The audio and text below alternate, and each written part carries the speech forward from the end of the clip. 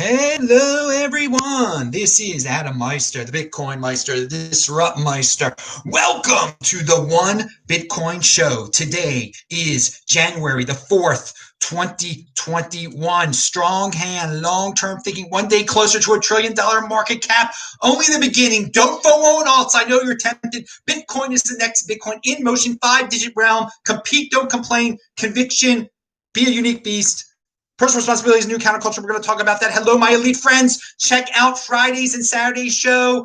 Yes, This Week in Bitcoin, Brian, Phil, and Al, we're on. It's linked to below. Another hour, another all-time high. Well, not today, but oh man, we've been having that going on. I am offended by selling. It's a savings account, people. It's a savings account. Remember that for all of you people who are tempted, it's a savings account for the golden age, Bitcoin. Ethereum breaks the $100 billion Hoffman line, as I predicted last week. No surprise, Ethereum went up to $1,000. That was kind of a surprise that it broke 1,000 so fast. But hey, dudes, Ethereum is the next Ethereum. All the altcoins, a bunch of noise coming from there, okay? Ethereum does stuff that the other ones don't. The Silicon Valley loves it. It's not Bitcoin, but it's definitely the next Ethereum. It is its own unique beast. I'm not going to be a hater on it or anything like that. It's obvious. And yeah, even institutional money is going to flow into there, even though it's not.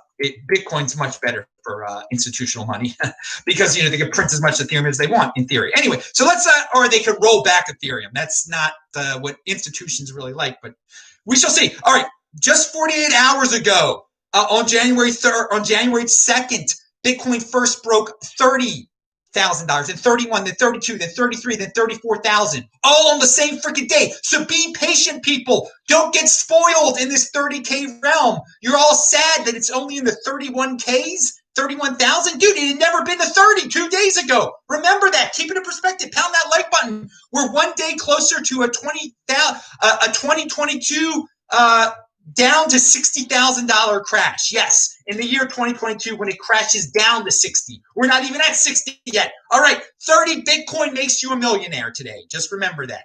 All right, jobs. Dennis has a job for you, a crypto job. It's linked to below. 10 years of strong hand. There's a Reddit thread that I linked to below about a dude who has had a strong hand since 2011 when he was like buying at the all-time high in 2011. It was like $1 or something like that. Anyway, he's looking good right now. Now, best guest in the freaking space, people. That's what This Week in Bitcoin is about. Check it out. It's linked to below. Here's something we know that this weekend some entity moved a lot of Bitcoin off of an exchange, probably an institution that bought a bunch of it. The nature of this purchase is unknown. The large outflow probably indicates a large buy went through that hasn't been announced yet. Okay, so if this dude actually announces who he is, I mean, that could be huge. It might be a completely new player, but he's not obligated to do that. But let's wait and see. Somebody bought a lot of Bitcoin this weekend, and it might have been a new player. I'd love to know who it was. If it's announced like tomorrow, you better believe. And if it's someone of stature, it'll get the fire going again. But let's see. They don't have to announce. Let it be anonymous forever. Pound that like button. Do you guys like this lifestyle? Another day, another all-time high. Are you guys used to it yet, man? Welcome to 2017, but on steroids and much better. Okay. Financial Times had Bitcoin on the cover. Yeah, okay, mainstream. Last night, 1:30 a.m., I made a Bitcoin, an elite Bitcoin holder show. It's only in podcast form. I did not feed the YouTube beast last night, so the only way you're going to get Sunday's show is go to sportsmeister.com. All the podcast links are below, so listen in comprehension. You won't see my pretty face on yesterday's show. And I was on YouTube yesterday. I was on Tone's show on his live stream toward the very end, the last hour probably. I brought some freaking incredible energy. Did you guys see that? Pound that like button. That's what the Bitcoin Meister brings, the freaking energy. Hey, Crypto Graffiti, he's been on this show before. He's got a new project launching, Bitcoin versus the Fed. Some of you bought prints, which helped fund a billboard campaign in the working class neighborhoods of all 12 Federal Reserve Bank cities. Bitcoin versus the Fed art.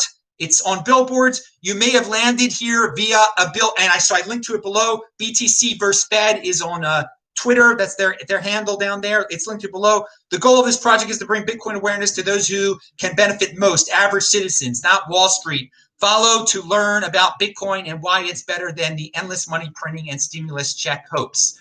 The billboards will direct people to the Bitcoin versus the Fed feed and learn why Bitcoin is better than endless money printing. Okay, 9 of the 12 billboards go up today, exact time unknown. So check it out.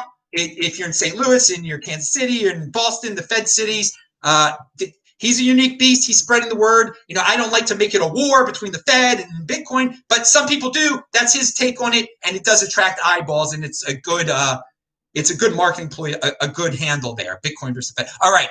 The most important question for all the investment professionals who dump on Bitcoin and did so at 5,000, 1,000, 20,000, 500, and 30,000, what specifically would cause you to admit you were wrong?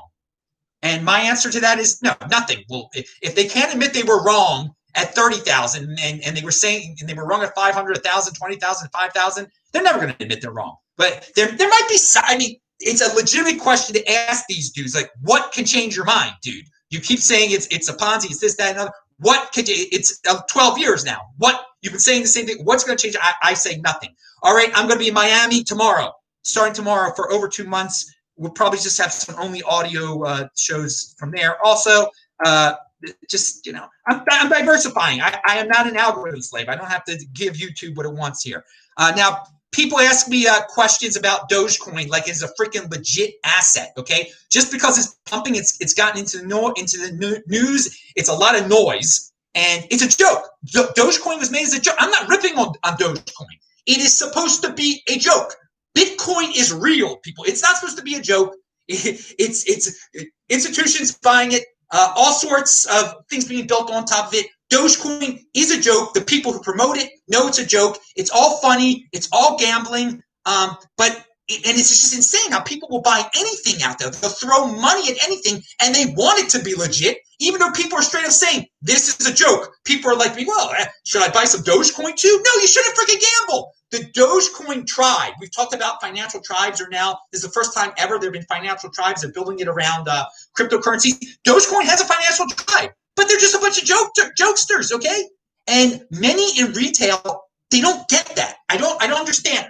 Retail, you're really embarrassing me, dudes, when you guys come to me like, oh, this Dogecoin seems interesting. It's a joke. It's been a joke from the beginning. And you want me to tell you it's real and you're going to make a lot of money on it. You don't throw money at a freaking joke. You don't give up your precious Bitcoin on a joke. But I will say this, it is more legitimate than Ripple because it's not centralized like Ripple, and it's not a company. It is truly, Dogecoin is very, very decentralized, and it's no Ripple. But still, dudes, don't buy any of that stuff. Only buy Bitcoin like me. Only for fiat. Only fiat I've ever spent is on Bitcoin in the cryptocurrency realm. Speaking, CoinMarketCap, all-time high, and what they keep track of the market capitalizations of all the cryptocurrencies up together, 840 billion. I predicted that. The Ethereum pump helped that. Bitcoin pump helped that. So yeah, congrats. Hey, Whole Foods. But again, Bitcoin is one day closer to $1 trillion market cap. So is the whole cryptocurrency market cap. It's getting closer. Whole Foods CEO John Mackey. The best solution is to not need healthcare and for Americans to change how they eat and live.